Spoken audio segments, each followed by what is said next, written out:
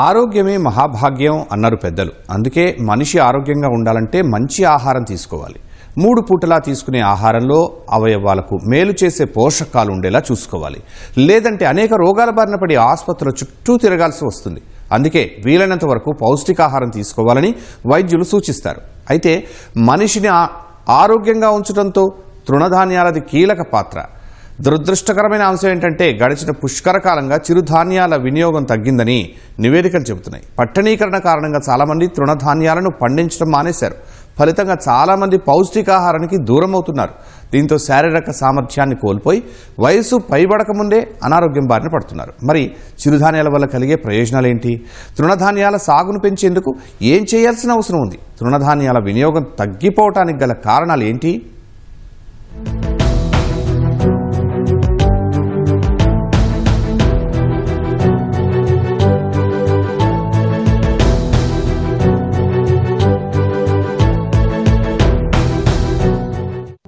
ఈ జన్మమే రుచి చూడడానికి దొరికేరా అంటూ ప్రస్తుత జనాలు అనేక రుచులకు అలవాటు పడి ఏది పడితే అది తెగ తినేస్తున్నారు. రెస్టారెంట్లలో దొరికే బిర్యానీ నుంచి మొదలుకొని రహదారి పక్కన లభించే పానీపూరి వరకు అన్నింటినీ ఇష్టారీతిన పొట్టలోకి పంపిస్తున్నారు.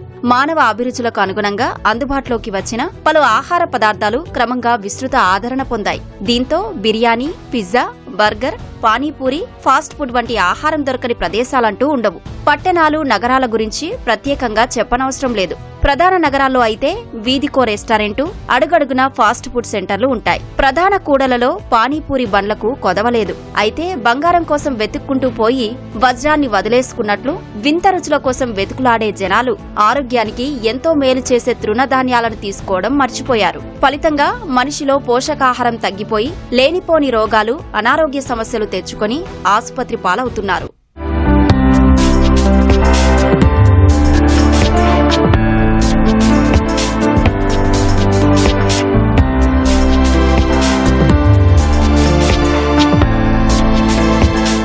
గడిచిన పుష్కర కాలంలో ప్రజల ఆహారపు అలవాట్లలో చాలా మార్పులు వచ్చాయి. నిత్యం తీసుకునే ఆహారంలో తృణధాన్యాల వినియోగం పూర్తిగా తగ్గిపోయింది. న్యూట్రిషనల్ ఇంటేక్ ఇన్ ఇండియా పేరుతో విడుదల చేసిన NSS రిపోర్టులో కేంద్ర గణాంక శాఖ ఈ విషయాన్ని వెల్లడించింది. నివేదిక ప్రకారం చిరుధాన్యాల వినియోగం గ్రామీణ ప్రాంతాల్లో 14%, పట్టణాల్లో 12% పడిపోయింది. అయితే మాంసం వినియోగం గ్రామాల్లో, పట్టణాల్లో 6.5% పెరగడం గమనార్హం. అలాగే పప్పు దినుసుల వాడకం గ్రామాల్లో 0.4% పెరగ్గా పట్టణాల్లో 1% తగ్గింది. పాలు, పాల ఉత్పత్తుల వాడకం గ్రామాల్లో 1.6%, పట్టణాల్లో 0.4% పెరిగింది. ఇతర ఆహార పదార్థాల వినియోగం గ్రామాల్లో 5.7%, పట్టణాల్లో 6.8% వృద్ధి చెందింది. అయినప్పటికీ తృణధాన్యాల వినియోగం తగ్గిపోవడం అనేక ఆరోగ్య సమస్యలకు దారితీస్తోందని నివేదికలు చెబుతున్నాయి.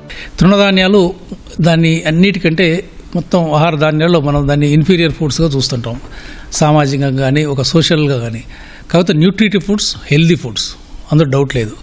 ఆరోగ్యంగా కానీ పోషక పదార్థాల విషయంలో కానీ మిల్లెట్స్, తృణధాన్యాలు చాలా ప్రాముఖ్యత ఉన్నది. కాకపోతే వినియోగానికి వచ్చినప్పుడు వరి, బియ్యం తర్వాతనే తృణధాన్యాలు, పప్పు దినుసులు, వీటి ప్రోటీన్స్ ఎక్కువ ఉంటాయి. అయినప్పటికీ కూడా వాటి కన్సంప్షన్ కూడా పర్ క్యాపిటల్ కన్సంప్షన్ గ్రామాలలో తగ్గింది. ఫిష్, వెజిటబుల్స్, ఫ్రూట్స్ గణనీయంగా పెరిగినాయి. సో ఈ డైట్ డైవర్సిఫికేషన్ అనేది ఈ పర్ క్యాపిటల్ ఇన్కమ్కి లింక్ ఉంటుంది. ఇంకా మనము తృణధాన్యాలే తినాలి, దాని వినియోగం పెరగాలంటే అంత ఈజీ కాదు. మిల్లెట్స్ ప్రాసెసింగ్, వాల్యుయేషన్ కూడా చాలా గణనీయంగా రీసెర్చ్లో ప్రోగ్రెస్ ఉన్నది. అయినప్పటికీ ఏరియా పెరగటం లేదు, ఉత్పత్తులు పెద్దగా పెరుగుతలేవు, ఈవెన్ దిగుబడి కూడా అంత పెద్ద మాత్రమే. జొన్న రొట్టెలు, రాగి జావ, సజ్జల అంబలి 25 ఏళ్ల ముందు వరకు మనిషి ప్రతిరోజు తీసుకునే ఆహారంలో వీటిలో ఒక్కటైనా తప్పనిసరిగా ఉండేది. ఇప్పుడు ఆ పరిస్థితి లేదు సరికదా. అవసరమైతే 2 పూటలా బిర్యానీ తినేందుకు వెనుకాడడం లేదు కొంతమంది. చాలా మందికి జొన్నలు మినహా రాగులు, సజ్జలు, గోధుమలు, కొర్రలు, సామలు, అరికెలు, ఊదల వంటి తృణధాన్యాల గురించి అవగాహన లేదు. చిరుధాన్యాలైన రాగులు, సజ్జలు, కొర్రలు వంటి గింజలు చూడడానికి గొప్పగా కనిపించకపోవచ్చు, కానీ ఆరోగ్యానికి ఇవి చేసే మేలు అంతా ఇంతా కాదు. ప్రస్తుతం జొన్నలు, రాగులు వంటివి మాత్రమే ప్రాచుర్యంలో ఉన్నాయి. కొన్ని ప్రాంతాల్లో సజ్జలు కూడా వాడుతున్నారు. కానీ కొర్రలు, అరికలు, వరిగలు, సామలు ఇలా చెప్పుకుంటూ పోతే లెక్కకు మిక్కిలి చిరుధాన్యాలు ఉన్నాయి. నేటి తరం వాటిని చూడడం పక్కన పెడితే పేరు కూడా వినుండరు.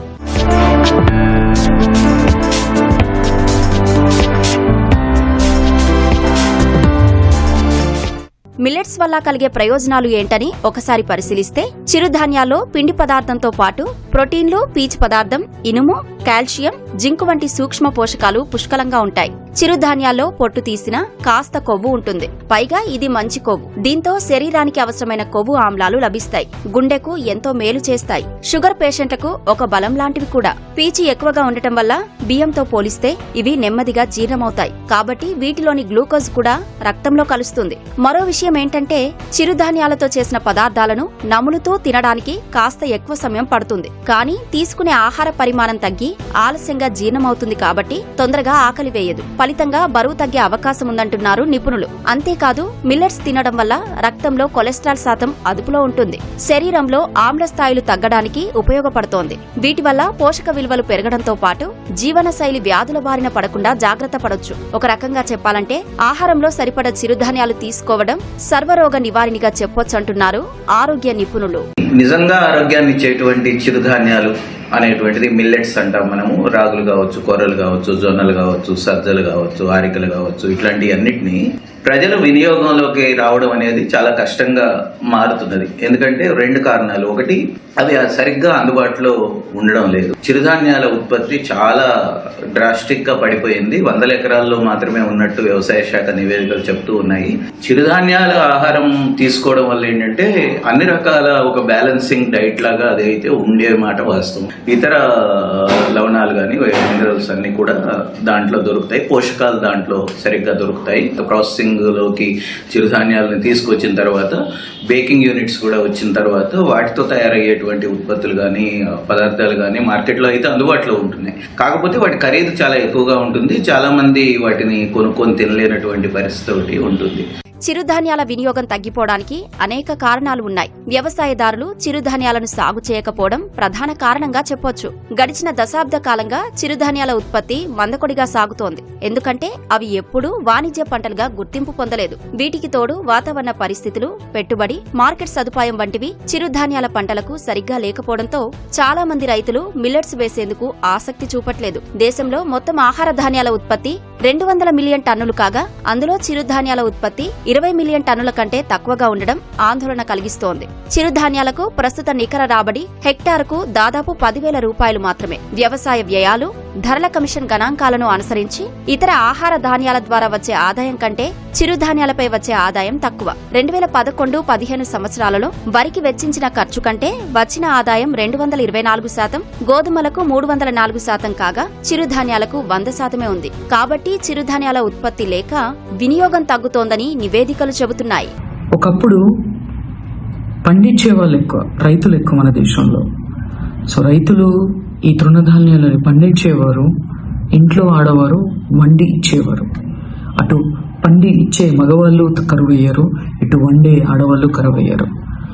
ఇది ఇద్దరి బాధ్యత అని మనమంతా గమనించాలి.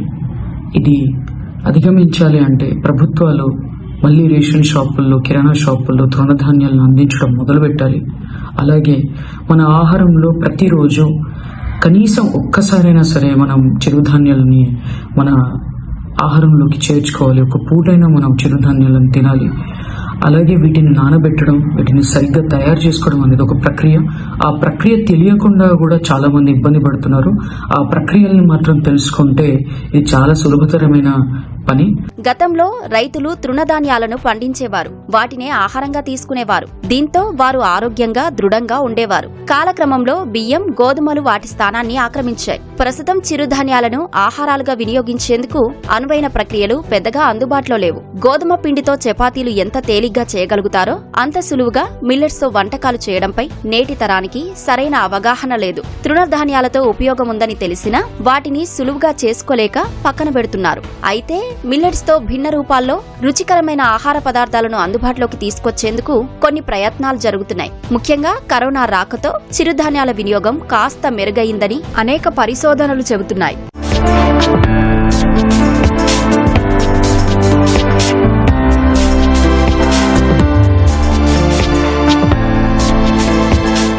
దాదాపు 70 ఏళ్లుగా మిల్లెట్స్ ను మనం నిర్లక్ష్యం చేశాం. ఇటీవల కాలంలో మళ్లీ తృణధాన్యాల ప్రయోజనాలపై పరిశోధనలు జరుగుతున్నాయి. గడిచిన 2-3 ఏళ్లుగా చిరుధాన్యాలకు దక్షిణ భారత రాష్ట్రాలు చిరునామాగా మారుతున్నాయని ఎంఎస్ స్వామినాథన్ పరిశోధనా సంస్థ అధ్యయనం వెల్లడించింది. తమిళనాడు, తెలంగాణ, ఆంధ్రప్రదేశ్, కర్ణాటక, కేరళలో వాటి సాగు భారీగా పెరుగుతోందని తెలిపింది. నాణ్యమైన విత్తనాలు, యాంత్రీకరణతో కూడిన నవీన సాగు విధానాలు, అధిక దిగుబడులకు అనుకూలతలు, అధునాతన శుద్ధి, మెరుగైన మార్కెటింగ్ మార్గాలు వీటి సాగు విస్తరణకు దోహదపడుతున్నాయి. దేశంలో చిరుధాన్యాల స్థితిగతులు, ఎదుర్కొంటున్న సవాళ్లు, సమస్యలు, సాగు పునరుజ్జీవం, రైతులకు ఆదాయం పెంపు వంటి అంశాలపై పరిశోధనలు జరుగుతున్నట్లు వెల్లడించింది. మారిన జీవన శైలి, అనారోగ్యకర ఆహారపు అలవాట్లు, గాడి తప్పిన శారీరక శ్రమ, నిద్రలేమి తదితరాలతో అధిక రక్తపోటు, మధుమేహం, ఊబకాయం, గుండెపోటు, పక్షవాతం వంటి ప్రమాదకరమైన జబ్బులు 30 ఏళ్లు నిండకుండానే చుట్టుముడుతున్నాయి. ఇందుకు భిన్నమైన ఆహారపు అలవాట్లే కారణమని వైద్య నిపుణులు అంటున్నారు. అత్యధిక పోషక విలువలకు నెలవైన చిరుధాన్యాలను ఆహారంలో తీసుకోవాలని చెబుతున్నారు. లేదంటే ఆరోగ్య సమస్యలు అధికమవుతాయని హెచ్చరిస్తున్నారు.